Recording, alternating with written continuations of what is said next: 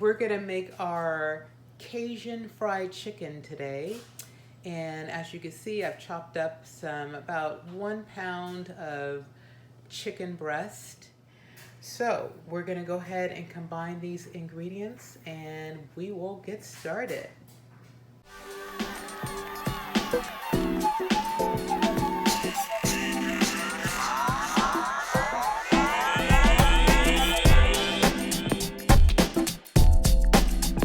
So this seasoning here basically combines like chili powder to give it really that spicy kick. So if you don't like something spicy, you probably don't want this recipe.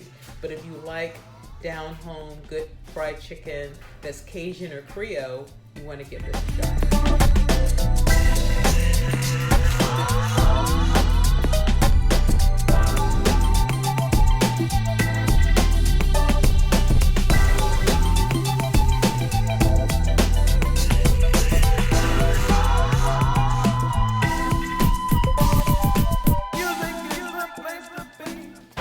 Now, if you want to take a look at it, beautiful. And what I do is I take a plastic bag, large plastic bag,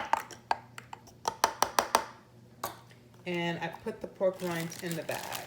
So what we're going to do is put this to the side.